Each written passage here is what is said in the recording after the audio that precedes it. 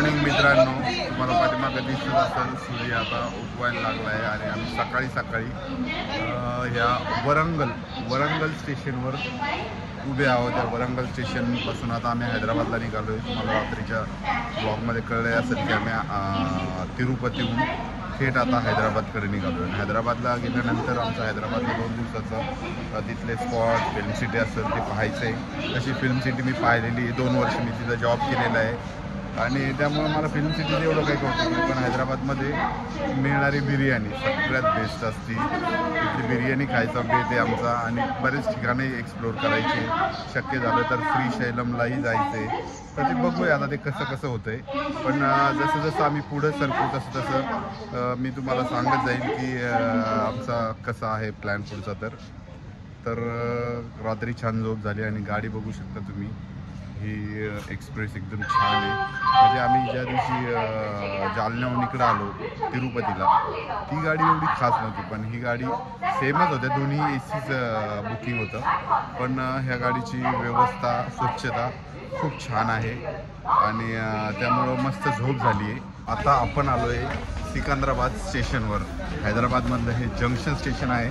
या स्टेशनवर उतरून आता आपण पुढचं काम करणार आहे ते म्हणजे महत्त्वाचं म्हणजे हॉटेल शोधायची आपल्याला. चांगली हॉटेल हॉटेलवर फ्रेश वगैरे होऊन मग हैदराबाद फिरायचं आहे. म्हणजेच हैदराबाद एक्सप्लोर करायचं. इथं हैदराबादमध्ये आपण एक हॉटेल केलेली आहे. स्टेशनच्या जवळच आहे आशीर्वाद हॉटेल म्हणून. तिथं आपण स्टेसाठी थांबलो आहे तिथं. आणि इथून आता आपण हैदराबादमधले वेगवेगळे ठिकाणं स्पॉट फिरणार आहे. इथं तुम्ही पाहू शकता. पण इथं एक भानगड झालेली आहे आमच्यासोबत. ती भानगड काय झाली ते ओमच तुम्हाला सांगेल.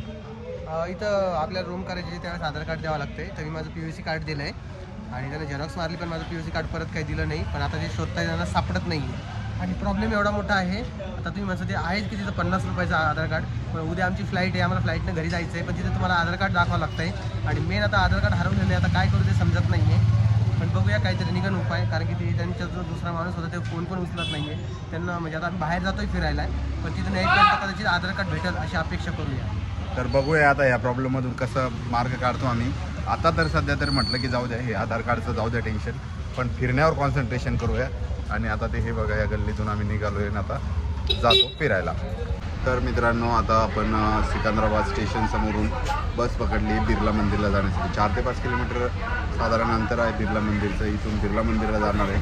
त्यानंतर बाकीचं मी पुढचं तुम्हाला सांगतोच आहे. बिर्ला मंदिर इथे पोहोचलो आहे. पण राम मंदिराचं उद्घाटन आणि त्यामुळे दिलेली सुट्टी यामुळं बिर्ला मंदिरासमोर मोठ्या प्रमाणात गर्दी होती.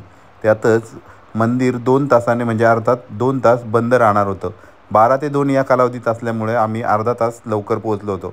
त्यामुळे शेजारीच असलेल्या टाटा सेंटरमध्ये जाऊन आम्ही अर्धा तास घालवला. त्यानंतर पुन्हा मंदिराकडे आल्यानंतर मंदिर उघडण्याची वाट पाहिली. बिर्ला मंदिर परिसरात शिरलो. मात्र तिथं जाताच आम्हाला असं कळलं की आतमध्ये मोबाईल किंवा कॅमेरा अलाउड नाही.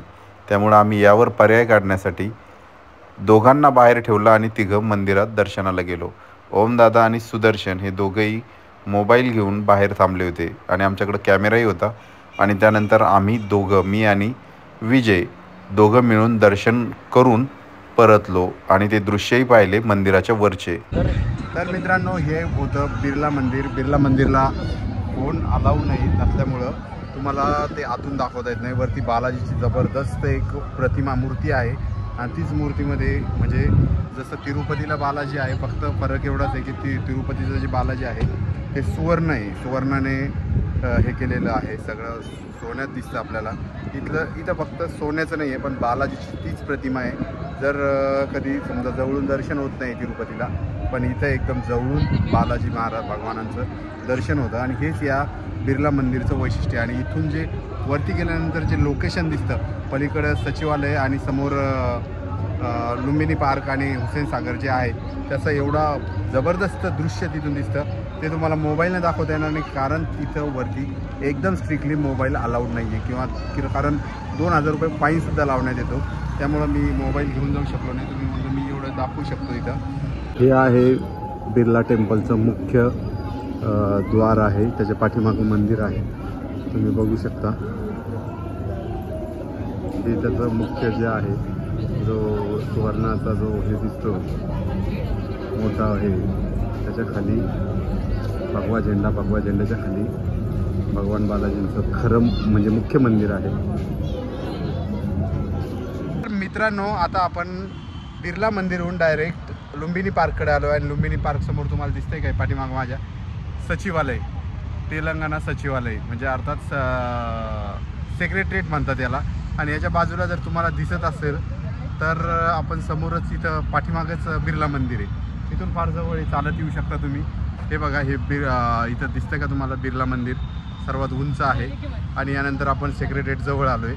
सेक्रेटरीएटच्या बाजूलाच हे लुंबिनी पार्क आहे. मित्रांनो, हा आहे सेक्रेटरीएट अर्थात सचिवालयाचा फ्रंट एरिया. आणि हे बघा, त्याच्या डाव्या साईडला तुम्हाला दिसत असेल तर ते म्हणजे बिर्ला मंदिर. हे एकदम उंच, इथून बिर्ला मंदिरहून खाली सेक्रेटरीएट पाहता आलं आपल्याला. एकदम जबरदस्त व्ह्यू होता तो.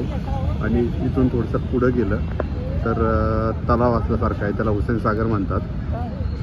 तर मित्रांनो, त्या आपण लुंबिनी पार्कला आलेलो आहे. लुंबिनी पार्कचं हे पार्क जे आहे ते बघा, इथं पाण्याचे जे कारंजा टाईप आहे, पाणी वरतून पडतं आणि त्यात आपल्याला सगळी धमाल मस्ती करताना दिसत आहेत.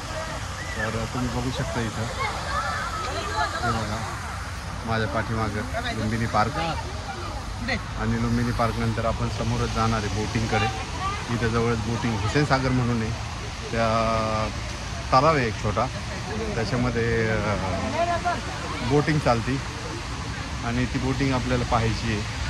शक्य झालं तर आपण त्या बोटमध्ये बसणारही आहे. आता बघू तिथे गेल्यावर सगळ्यांचं काय ठरतं, तर त्यानुसार आपण जहाजात बसायचं की नाही ठरवणार आहे.